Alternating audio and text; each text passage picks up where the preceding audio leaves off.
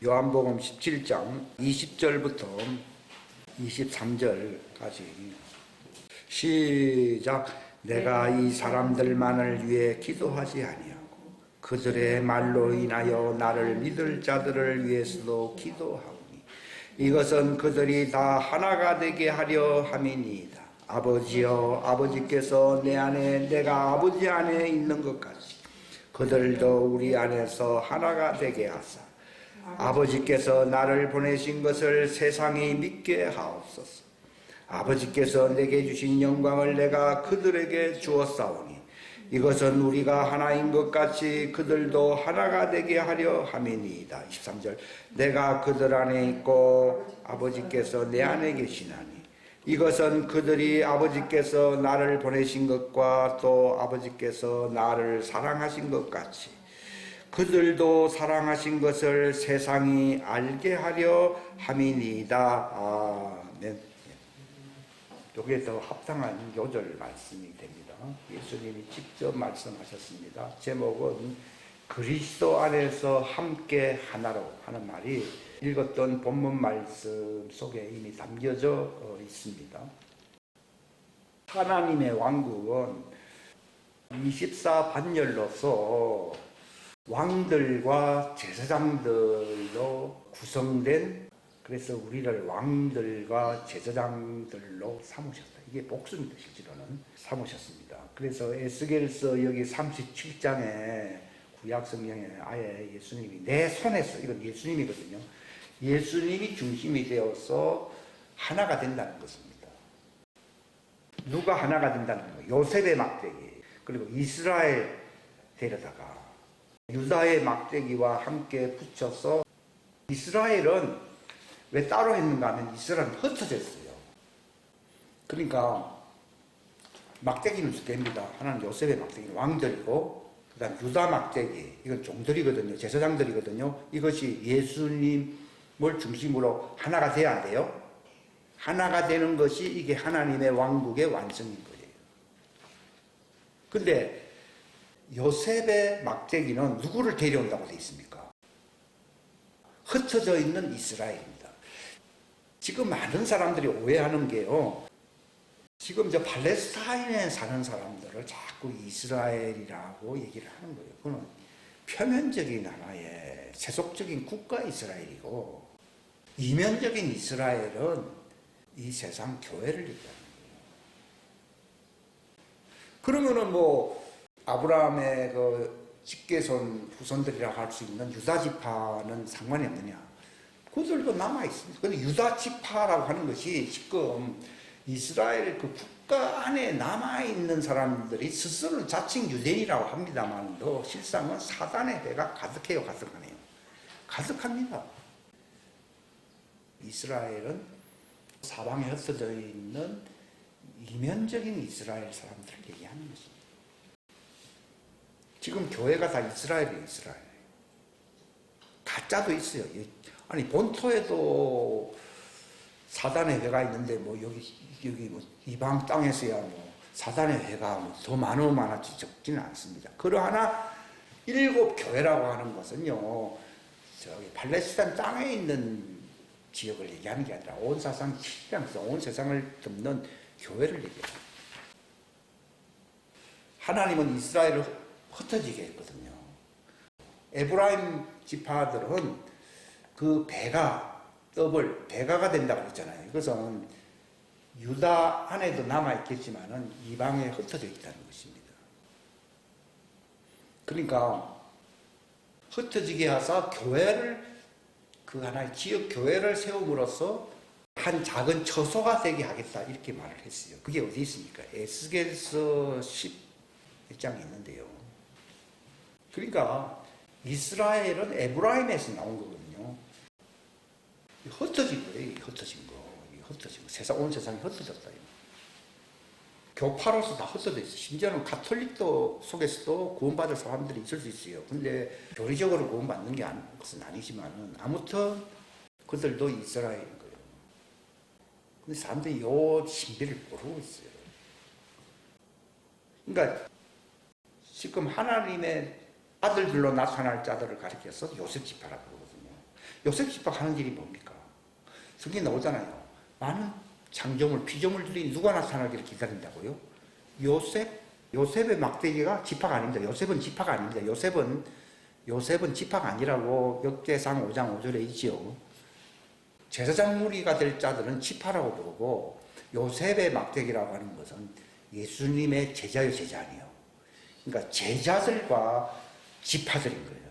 근데 요셉은 지파가 아니고 요셉은 제자요 제자. 그래서 이건 요셉의 한 무리거든요. 이것도 숫자는 적어도 요셉의 막대기라고 돼 있고, 그 다음에 이스라엘은 흩어져 있기 때문에 막대기를 안 부르는 거예요. 막대기라는 것은 뭉쳐져 있을 때 막대기인데 이건 흩어져 있잖아요. 흩어져 있거든요. 근데 어디가 막대기입니까? 저기 이스라엘 땅에 있는 유다 막대기가 있어요. 사단의 회가 많이 있지만도 그러나 유다의 막대기가 있거든요. 유다의 막대기와 흩어져 있는 이스라엘을 이렇게 뭉쳐가지고서 예수님의 손에서 하나가 된다는 거죠. 이것은 제가 만들어낸 교리라든지 뭐 사람들이 바라는 어떤 그런 소원을 말을 하는, 하나가 되었으면 좋겠다 하는 그런 소원을 얘기하는 게 아닙니다. 요셉의 막대기가 주동이 되어서 부흥이 일어납니다. 왜냐하면 빛을 발하게 되니까. 하나님의 영광이 내게 임해있다고 그랬거든요. 지금 열방이 부흥이 왜 와야 되는가 하면요, 흩어져 있는 이스라엘 사람들이 하나님의 추수단으로 묶기 위해서 이렇게 하는 거예요. 그래서 그들이 어디와 연결되는가 하면 유다 막대기와 연결돼요. 이들을 가리켜서 제사장들 무리라고 얘기를 합니다. 그 일이 일어날 거예요. 그래야만이 하나님의 왕국이 완성되기 때문이에요. 이것에 대한 비유와 같은 말씀이 스가랴서에 보면은 두 올리브라고 있거든요. 이 올리브의 이 오른편과 왼편, 두 올리브라고 되어 있어요. 그러니까 오른편에 있는 올리브 나무는 요셉의 막대기를 얘기하는 것이고, 왼편에 있는 올리브는 유다 막대기예요. 유다 막대기는 흩어져 있는 이스라엘과 이것이 하나가 됩니다. 근데 언제 이 본토에 있는 유다 막대기들이 회개하는가 하면은 흩어져 있는 이스라엘들이 자기 본토가 저기구나 하는 것을 나중에 알게 되어서 하나님이 누구를 움직이는가 하면 유다 막대기를 움직이게 해서 그들이 이제 하나가 됩니다. 이게. 근데 기름 부음 받은 두 사람이라고 표현됐거든요. 두 사람이라는 말은 요셉의 막대기와 유다 막대기, 왕들과 제사장들을 얘기하는데, 오순절이 중요하거든요. 오순절을 맞이한 자들이 요셉의 막대기가 돼요. 이 성령을 받은 사람들. 오늘날 다 은사 받았다고 하는데 구약시대에 쭉 정리가 된 사울도 은사가 있었어요. 그런 걸 얘기하는 게 아니라 그들의 그 시내산 오순절은요, 효력이 끝났어요. 그래서 새 언약을 맺는다라고 예레미야 31장 31절 이후에 보면 나와 있어요. 이 말씀을 구체적으로 표현한 것이 아까 읽었던 그 에스겔 37장 19절인데, 그 앞에 보면은 생명수 물러서 씻어준다고 되어 있어요. 그렇게 해서 그들이 흰옷을 입는 거예요. 그래서 흰옷을 입은 사람들에게 하나님이 생기를, 37장에 보면 생기를 그들 속에 들어가게 함으로써 오순절을 맞이하는 거예요.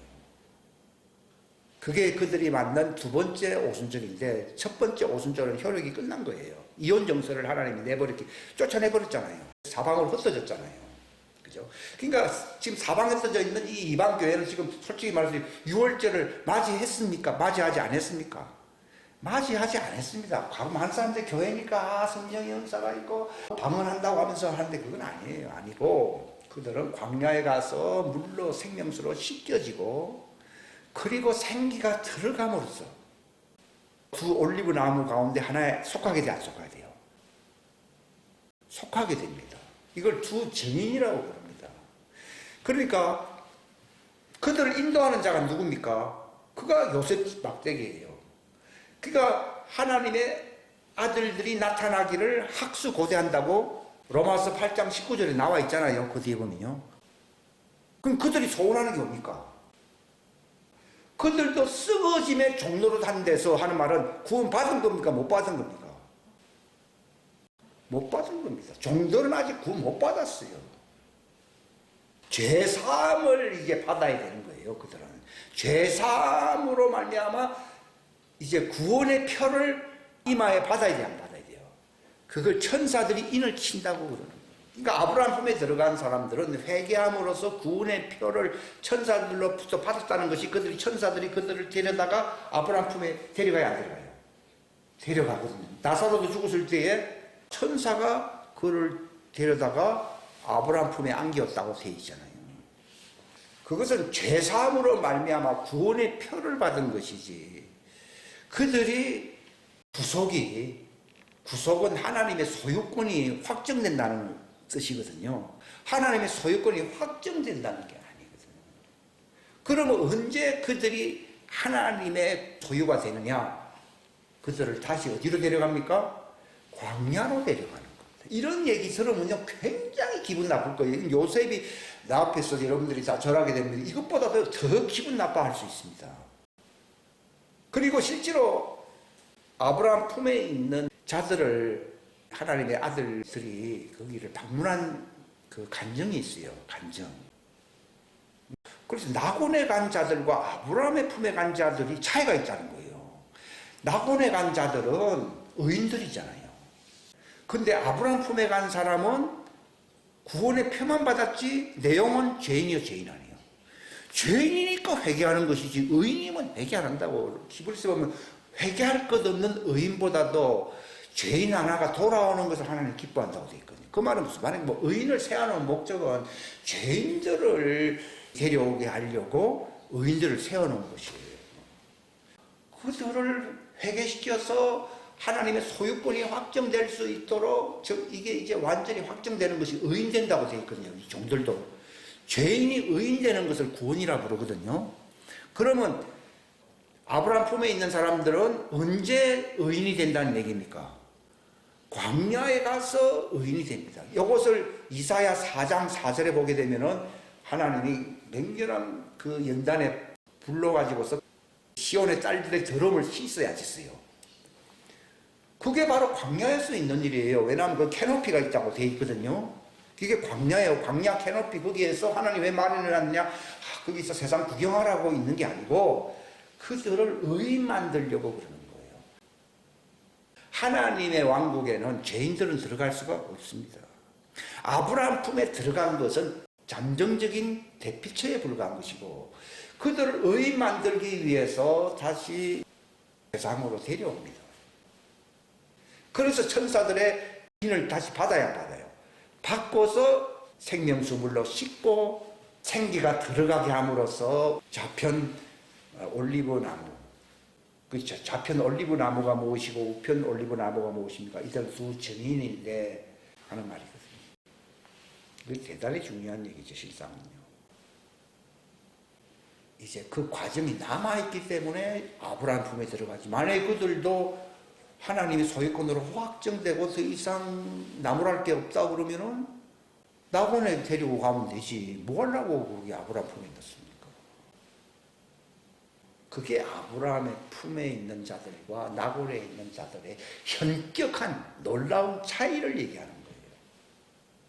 그러니까 어떤 사람이 낙원에 간 사람들은 전부 예수님처럼 얼굴에 빛이 나고 광채가 나고 영광스럽고 그랬는데 아브라함의 품에 간 사람들을 보니까 옛날 동네 사람들을 어디서 본 사람들이 많고 뭐 모습이 별로 안 바뀌었다는 거예요. 그래서 할아버지로 돌아가신 분들은 할아버지 모습으로 와 있고 또 젊었을 때에 죽은 사람들은 그 청년의 모습으로 와 있는데 주름기도 있다는 거예요. 인생의 모습이라고 돼 있는 거예요. 근데 낙원에 있는 자들은 이미 완성되었기 때문에 부활체 의인의 영들이라고 히브리서의 12장에 나와 있잖아요. 그죠? 의인의 영들이에요. 나무랄 때 의인의 영들과 죄인들이 임시적으로 있는 그 아브라함의 품과는요, 하늘과 땅 차이입니다. 그러니까 아브라함 품에 있는 이제 완전케 된 의인들, 이것들은 신부들로서 예수님의 지체들이거든요. 그래서 예수님이 공중에 나타나실 때에 예수님의 몸이 회복되게 하시려고. 왜냐하면 예수님이 흠과 피가 있는 죄인들과 결혼하려고 그분이 십자가 지었고 물과 피를 흘렸잖아요. 그들의 죄를 담당하여 이들과 결혼 언약을 완성시키기 위해서 물과 피를 흘려 살렸어요. 쫙 흘려버리니까 예수님이 상처난 자국들이 그대로 있는 거예요. 그러니까 예수님이 부활하시고도 내가 너희와 결혼했던 언약의 남편 신랑이란다 하면서 내 솔과 발을 만져보라는 말은 내가 네 신랑이라는 뜻입니다. 내가 네 신랑이라는 표로서 바로 너희의 그것을 다 담당하고 십자가에 죽고 살과 피를 쏟았다는 거예요. 그러니까 예수님이 내 솔과 발을 만져보라는 말은 내가 너를 이 땅에서 완전케 하여 데리고 오게 되면은 예수님이 짊어졌던 그 상한 모습이 사라져 안 사라져요? 사라질 거거든요. 우리도 혈육에 있기 때문에 그분의 부활체가 혈육의 모습으로 돼 있지 않돼 있어요. 되어 있는데 본래 부활은 영으로서 완전하게 되어야 됩니까? 혈육의 모습으로 불완전해야 됩니까? 영은 살과 뼈가 없어도 돼. 나는 살과 뼈가 있느니라 그랬잖아요. 그거 이상하잖아요.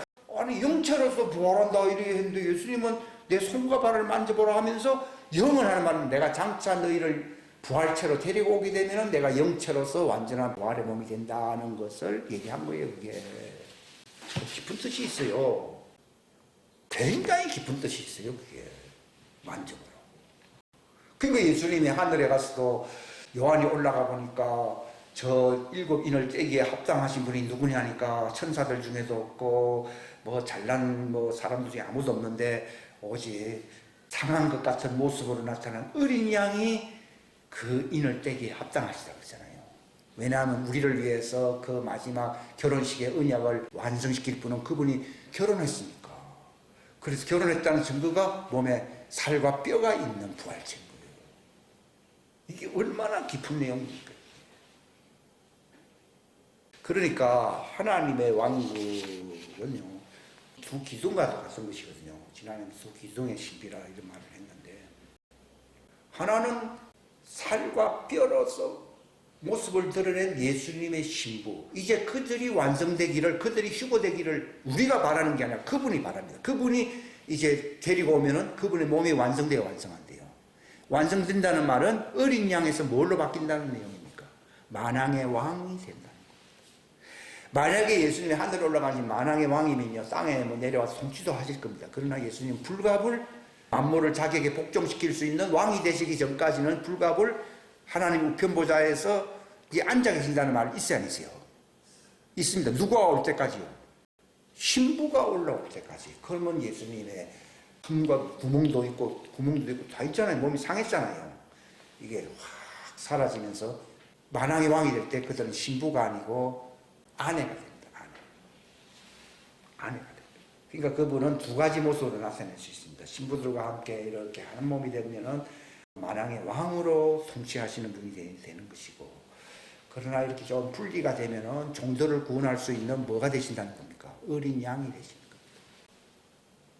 어린 양이 시온산에 섰다고 되어 있지, 만왕의 왕이 거기 있으면요 그들을 구속할 수가 없어요. 어린 양으로서 종들을 구속해야 되기 때문에 그 과정이 남아있습니다. 이런 것이 복잡하게 조금 얽혀있기 때문에 성경을 읽어도 무슨 말인지 좀 이해하기가 어려운 건 있어요. 그러나 조금 노력만 하고 깨어있고 이렇게 하다 보면요 성령님께서 전체를 딱 악을 전부 다 맞춰줍니다. 그러니까 아무튼 그분이 만왕의 왕으로서 몸이 회복되고 난 뒤에 만왕의 왕으로서 몸이 회복되는 그걸 자축한다. 그게 바로 어린 양의 결혼식인데, 어린 양의 결혼식은요 그분이 완전한 만왕의 왕으로서 영원한 새하늘과 새 땅을 다스릴 수 있는 완전체로서 그분이 나타나신다는 걸 얘기하거든요. 그걸 기념하는 잔치를 몇 년간 벌인다고요? 3년. 그분의 횟수는 3년이에요. 3년 동안 즐겁게 지내는 겁니다. 그리고 만왕의 왕이 됐어야 공중에 나타날 때에 적그리스 세력을 입에서 나오는 말들로 쫙 어린 양은 구원하러 오시는 분이시고, 만왕의 왕으로 팍 나타나시게 되면 그분은 그 입에 칼로서 그냥 샥 끝내버린다고 되어 있잖아요. 요한계시록 19장, 20장에 보면 나오잖아요. 이게 바로 만왕의 왕이시고, 그분이 이제 시온산에 딱 나타나실 때는 또 만왕의 왕에서 신부들이 싹 분리됨으로써 뭐가 된다고요? 어린 양. 어린 양이 되셔서 그 시온산에서 그들을 구속하네요. 만왕의 왕은 구속 사역을 할 수가 없어요. 심판과 통치하시는 거거든요. 이런 것도 구별이 안 되면요 성경에 쓰기 안 됩니다. 그래서 시온산에 어린 양이 나타났다고 요한계시록 14장에 15장에 보면 나오잖아요. 그럼 어떻게 나타나시는 겁니까? 그들을 구속하기 위해서, 구속한다는 말은 죄인들을 의인으로 만드는 것이 구속이에요. 골로새서나 에베소서에 보게 되면 구속을 우리는 그리스도 안에서 받았다라고 나와 있고, 그 다음에 광야에 있는 사람들은 사람들 가운데서 이 땅에서 구속을 받은 첫 열매라고 나오잖아요. 그러니까 시온산은 땅이잖아요. 땅에서 구속함을 받은 첫 열매들이다, 이렇게 나오는 겁니다. 그때 이제 어린 양으로서 나타나서 어디를 합니까? 물과 피로서 그들을 씻어야 했어요. 씻고 생기를 불어 넣음으로써 그들을 의인 만드는 거예요. 그 의인 만든다는 말이 에스겔스가 있어요. 그때 그들이 하나님과 결혼을 해야 해요. 합니다. 어떻게 해요? 공의와 긍휼과 신실함으로 내가 장가든다, 결혼한다, 정혼한다 그러잖아요. 그게 이루어집니다. 그게 호세아서에 있잖아요. 그게 이루어집니다. 그게 바로 그들과 완전히 새 언약으로, 새 언약이라면 결혼식이라는 뜻이거든요. 새 언약으로 그들과 결혼하네요. 결혼한다. 구원약은 어디 있습니까? 시내산에서 율법을 준 것은 구원약이잖아요. 거기서 그들과 장가들었지만 하나님은 실패했다고 나오거든요. 그러나 이제 마지막 때 이 만왕의 왕으로서 저들을 괴롭히고 있는 적그리스도를 단숨에 날려버리고 광야에 나타나서 그들을 치유하네요. 치유하고 씻고 맹렬한 불로 그 시온의 딸들이란 말은 종들을 얘기하는 거예요. 딸들을 깨끗하게 해야 해요. 깨끗하게 하고 생기를 불어넣음으로써 그들도 부활체가 되게 하는 거예요. 부활체가 될 때에 이게 바로 하나님 왕국과 결혼을 하게 되는 겁니다. 그런 스토리를 우리가 확실하게 알고 있어야 됩니다. 그러면은 이제 오른쪽은 성령과 신부. 성령과 신부라는 말은요, 성령과 신부는 분리가 안 된다는 것입니다. 그래서 창세전에 그리스도라는 말은 성령이라는 뜻이거든요. 그리스도는 기름 부음을 뜻하거든요.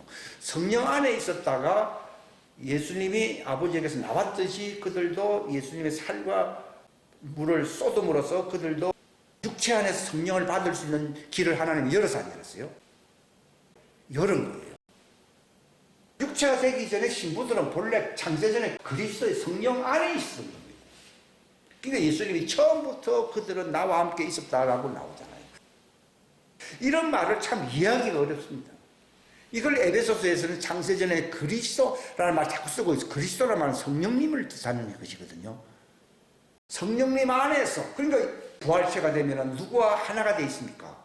성령과 신부가 하나가 되어 있습니다. 그러나 종들은 그들이 아무리 정혼했다고 하더라도 성령과 하나가 되진 않습니다. 단순히 그리스도 안에서 하나로 묶여야 묶여요.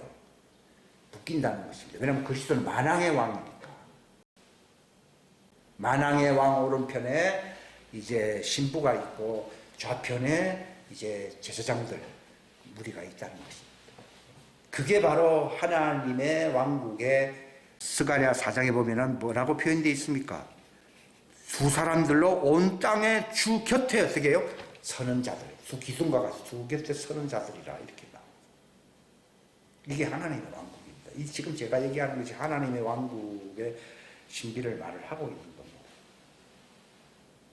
그들이 첫 언약에서는 실패했고 실패함으로써 하나님이 포기했다 그러면은 율법으로 그들과 정혼하려고 시내산에서 율법을 줬는데 율법을 예수님이 저들은 안 지키기 때문에 패해버린다고 하면은 그들은 희망이 없잖아요. 그렇기 때문에 예수님은 내가 율법을 폐하려고 온 게 아니라 어떻게 한다고요? 완전케 합니다. 언제 완전케 합니까? 광야에서 새 언약의 물과 피가 그들 속에 역사하네요. 역사함으로써 그들이 공의와 긍휼과 신실함으로 정원할 수 있는 존재가 되게 하려고 왔다는 말을 줄여가지고 나는 그들 율법을 폐하러 온 게 아니라 완전케 하러 왔다는 말입니다. 그 말 한마디로서 간단하게 얘기하고 있는 겁니다. 왜 이렇게 그들이 타락할 수가 있고 타락해버리고 하나님이 포기해버릴 그 위험성까지 그들은 그 이름이 생명책에서 지어진다고 되어 있거든요. 지어질 수 있느냐면요. 빛의 자녀, 성령과 함께하는 성령의 씨 안에서 함께하는 자들이 아니라 성령 바깥에 있는 하나의 피조물이잖아요. 그 말은 어둡다는 어두움이에요. 어두움. 이거 어두움이니까 사단이 그들을 포로로 잡을 수가 있다는 것입니다. 그러니까 여러분들 보면은 나무가 이렇게 올라가서 햇빛을 받고 있잖아요. 나무는 광합성장은 빛이 없으면 못 자라거든요. 깜깜함이 계속되면요 농작물이 자라나지 않습니다. 근데 햇빛을 받아서 햇빛은 예수님 생명의 빛을 상징하는 거예요. 이게 싹 들어오거든요. 그냥 쫙 올라가 뿌리로부터 쫙 올라가거든요. 근데 음지식물이 있어야 됐어요. 버섯 같은 거. 버섯을 햇빛에 내버리면 기름이 죽어버립니다. 음지를 이렇게 그늘지게 만들거든요. 이건 하나님이 뭘 보여주는가 하면은 양지식물은 하나님의 자녀들을 보여주는 것이고, 이것은 그들이 바로 하나님 빛이신 하나님과 서로 연합이 돼야 안 돼요. 연합이 되는데 종들은 어둠이기 때문에 어디에 기생해야 됩니까? 나무에 기생을 하는 거예요. 버섯들을 보면 참 나무에 기생을 합니다. 그러니까 우리가 가지가 되면 그들이 여기 붙어야 붙어요. 붙는다. 이게 연합한다는 얘기거든요. 그러니까 하나님은 태양빛과 같은 에너지, 생명의 근원이 되고, 이것과 연합된 하나님의 자녀들은 싱싱하게 그냥 확 자라나는데, 음지에 있는 자들은 그 생명의 에너지를 누구를 통해서 받아요? 거기 나무에 기생한다. 그러니까 우리도 예수님에게 접붙임 당함으로써 사는 것이듯이요, 그들도 우리에게 접붙임 당해야 사는 것이에요. 그런 존재예요. 그러니까 우리가 예수님을 비판하게 되는 것은 결국은 자기 머리를 치는 것과 똑같습니다. 왜냐하면 내가 그분으로 말미암아 살기 때문이에요. 살과 피를 먹는 사람은 누구로 말미암아 산다고요? 예수님으로 인해서 산다고 요한복음 6장에 나와 있잖아요. 그런 것처럼 종들은 누구로 인해서 살게 된다고요? 아들들로 인해서 살게 돼요. 그러니까 우리의 머리는 그리스도가 되고, 이 종들의 머리는 누가 된다고요? 남자가 된다. 여자의 머리는 남자가 되고, 남자의 머리는 그리스도가 되고, 또 그리스도는 하나님에게서 나오신 분인데 그리스도의 머리는 또 누구라고요? 아버지. 이런 체제가 되는 거예요. 이게 하나님의 왕국의 체제예요. 이게. 그래서 그들이 다 위에서부터 보면은 내가 아버지 안에 있고 아버지니까, 그러니까 나의 머리는 아버지는 뜻이고, 너희는 내 안에 있고 내가 너희 안에, 너희의 머리는 나고, 그 다음에 너희뿐만이 아니라 너희 말들로 인해서 나를 믿을 사람들이 있어야 했어요. 그게 바로 버섯이요. 음지식물이라는 거예요. 음지식물은 스스로 햇빛 받고서 자랄 수 있어요, 없어요? 없습니다. 모세고 그러잖아요. 네가 나를 보면, 햇빛을 그대로 보면 죽는다고 하지 않으세요? 죽거든요. 음지식물들이 그렇거든요. 그러니까 그 남자에게 붙는 거예요. 그게 여자라고 하는 거예요. 그러니까 에베소서에 보게 되면은 남편들아 아내를 사랑하라는 말은 결혼 주례사가 아니거든요. 그 얘기는요, 우리에게 맡겨준 아내들이 있어야겠어요. 그게 너와 내 집안 사람들이라고. 내 집안 식구를, 네가 믿으면은 네 집안 식구를 구원한다. 노아가 자기 집안 식구를 구원해서 구원 안 했어요. 구원했잖아요. 예표적인 것인데. 그러니까 이 에베소서는 내용은요, 과거 얘기가 아니고 현실 얘기거든요. 그 옛날에는 이게 결혼식 때 여자의 머리는 뭐 남편에게 어떻게 해야 되고 이러니까, 이게 참 옛날 조선시대의 그 남존여비 이런 식으로 들릴 수가 있는데, 이걸 노골적으로 얘기하기는 참 어렵던데, 그게 주님 그 말이 아니라는 거예요. 네가 하나님의 아들이 되면 하나님이 너에게 붙여주는 아내들이 있다는 겁니다.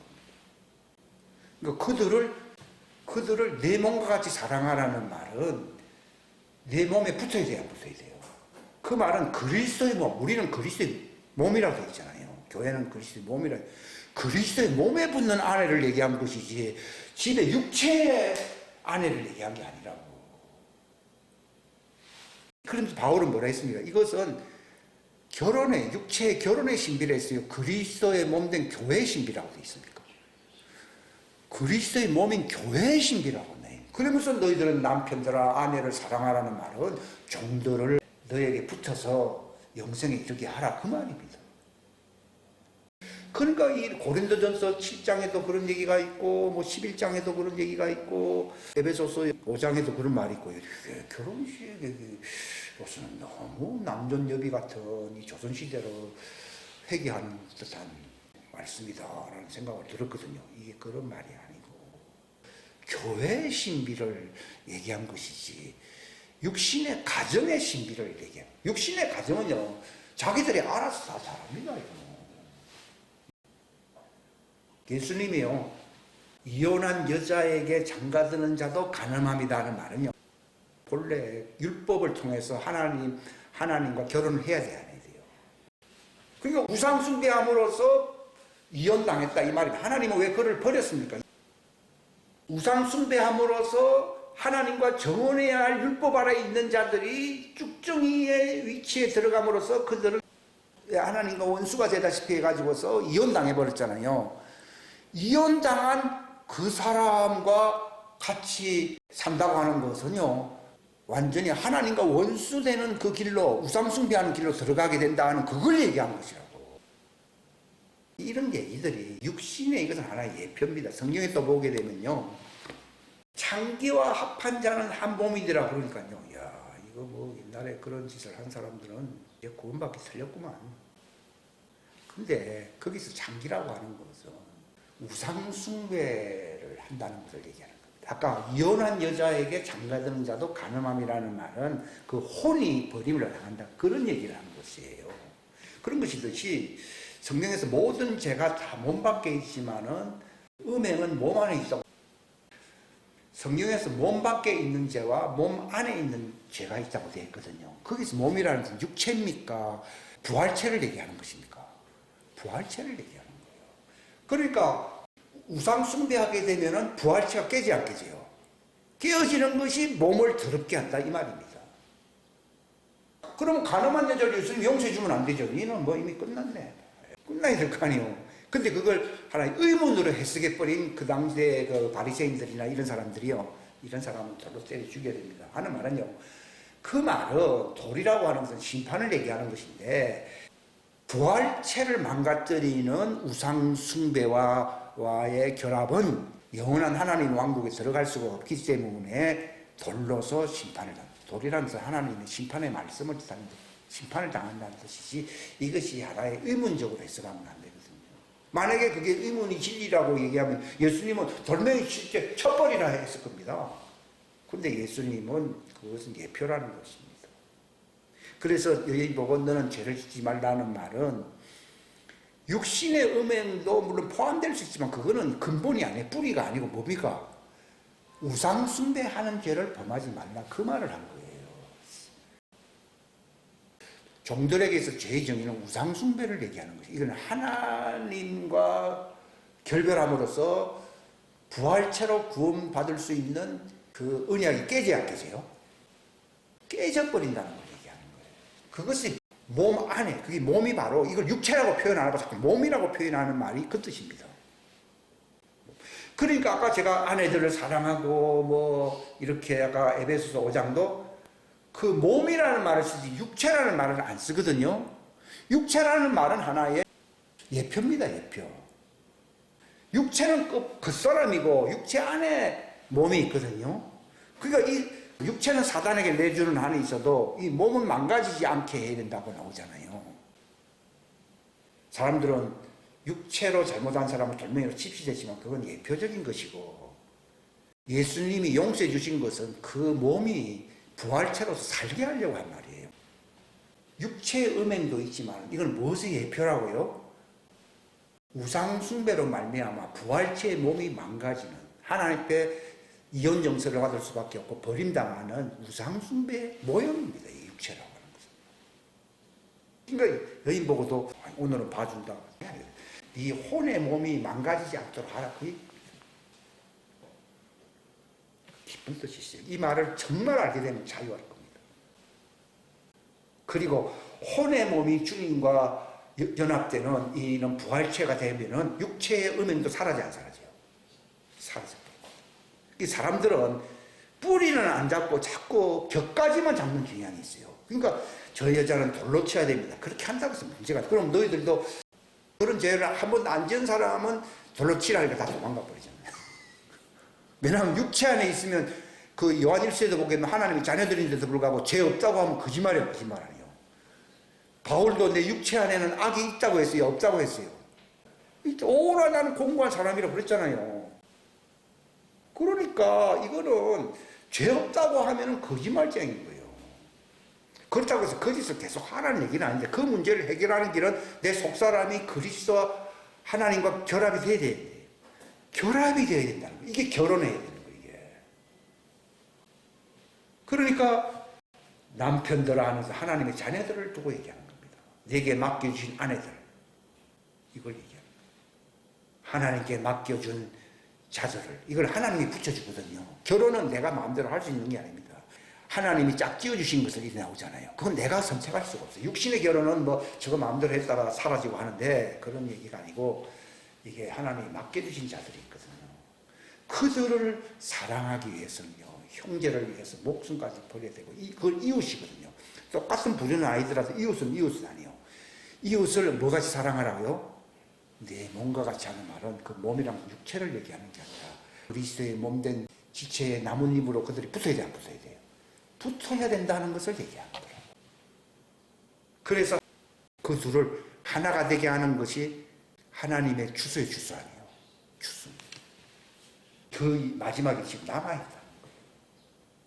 근데 이걸 사람들은요, 뭐 내 있는 이웃이라고 생각해요. 근데 구약시대에는 내 이웃이라고 표현했지만 신약 표현으로는 바로 형제. 그러니까 네가 땅에서 좋은 곳이 있으면서 구제 안 하면은 어찌 하나님의 사랑이 내 안에 거할까 보냐. 그 좋은 것이 뭡니까? 그들에게 달빛을 줄 수 있는 생명의 복음을 얘기하는 거예요. 왕국 복음을 얘기하는 거예요. 영원한 복음을 갖고 있는 사람은 베드로 그랬잖아요. 내게는 금과 은은 그건 없지만은 내게 있는 것으로 내게 주노니 하는 말은요. 그게 바로 좋은 것이에요. 예수 이름으로 죄를 사해 줌으로써 접붙임되게 하는 것은 좋은 일이에요. 좋은 일 아니에요. 좋은 거예요. 그 해석이 이 요한일서 3장에 나오는 해석인데 이걸 잘못 해석해 버린 거예요. 그러니까 많은 사람들이 초대교회 보면은 많은 사람들이 사도들의 발 앞에 있으면서 떡을 떼는 사는 말, 떡이라는 말이 뭐 거기서 뭐 시루떡 뭐 그런 말을 먹었다는 얘기가 아니고 말씀을 먹으면서 그들이 그 사도들의 발 앞에 있다는 말은요. 그들과 그들의 아내가 되었다는 걸 얘기하는 거예요. 영적인 아내가 되었다는 걸 얘기하는 거라고. 그러니까 교회가 부흥의 부흥 아니에요. 교회가 바로 사도들이 그 말씀으로서 떡을 먹이면 그들이 가지고 있는 재물로서 그들을 섬기고 하는 일이 나타나야 돼, 안 나타나야 돼? 나타나야 되는 거예요. 그게 교회의 모습. 그래서 교회가 하나가 되는 것이지, 다 뭐 주인이잖아요. 교회 오면은 뭐 다 잘났잖아요. 그건 교회가 아니에요. 그것도 성경 해석이 좀 잘못된 거예요. 우리가 성찬식도 이것도 하나 예표적인 것이에요. 예수님이 했을 때는 그건 구약시대잖아요. 근데 성령이 임하면은 다른 것이죠. 예수님도 내가 이제 다음부터는 같은 그 성찬을 나눈 데 있어요. 새 포도주를 마신 데 있어요. 새 포도주가 아니라 성령으로 마시는 걸 얘기하는 것이에요. 그것도. 그 해석도 우리가 잘못하고 있는 거예요. 지금은 성찬식을 뭘로 해야 되는 거예요? 새 포도주로 해야 됩니까? 옛날 포도주로 해야 됩니까? 새 포도주는 성령이잖아요. 그래야지 이게 하나가 되는 거예요. 하나. 이게 하나 예표적인 것으로 하면요. 다 따로따로입니다. 안 됩니다.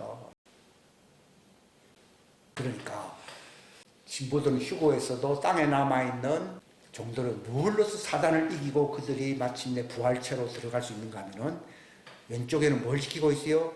율법, 하나님의 말씀, 하나님의 명령을 지키고 있고 또 오른쪽에는 뭘 또 지키고 있어요? 예수의 믿음, 예수님의 증언은 이거는 새 언약이에요. 새 언약 아니에요.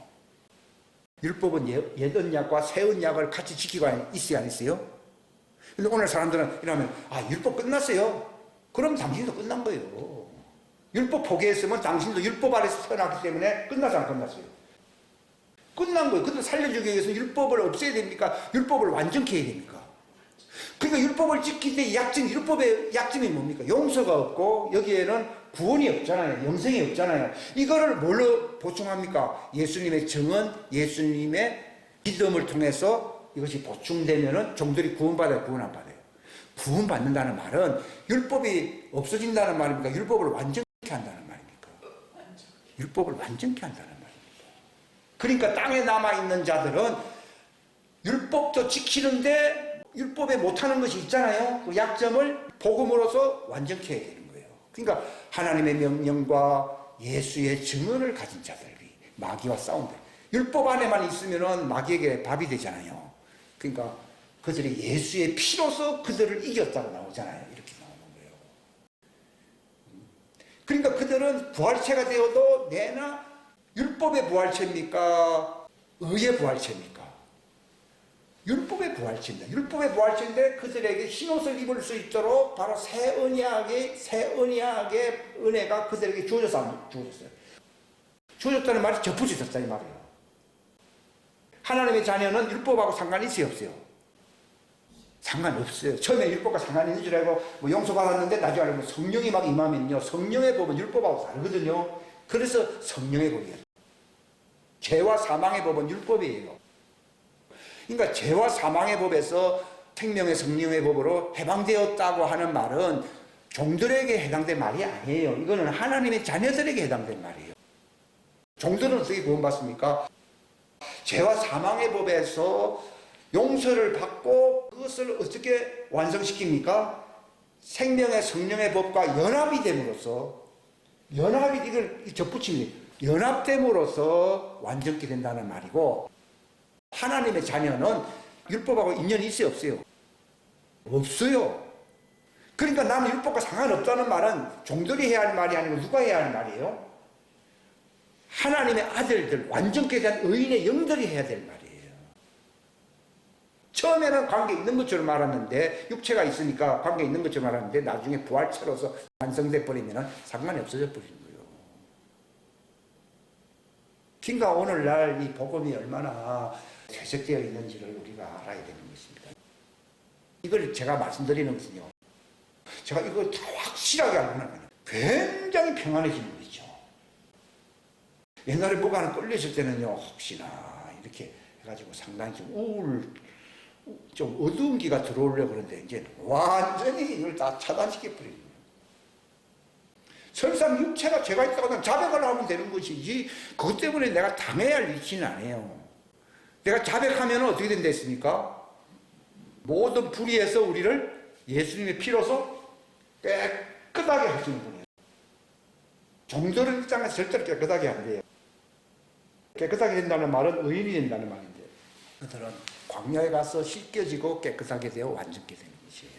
기도하시겠습니다. 하나님 아버지 감사합니다. 귀한 시간 주셔서 감사합니다. 오묘막측한 이 신비로운 하나님의 왕국의 말씀을, 이것은 인간의 지혜로나 세상의 어떤 교훈으로서는 이해할 수가 없는 것입니다. 이것은 오직 성령님을 통하여 지혜와 계시의 영으로서 이 비유로 점철되어 있는 이 성경 말씀을 성령님의 역사로 말미암아 우리가 진리를 알게 되므로 우리가 참된 자유와 평강과 완전함을 우리가 얻게 되는 것입니다.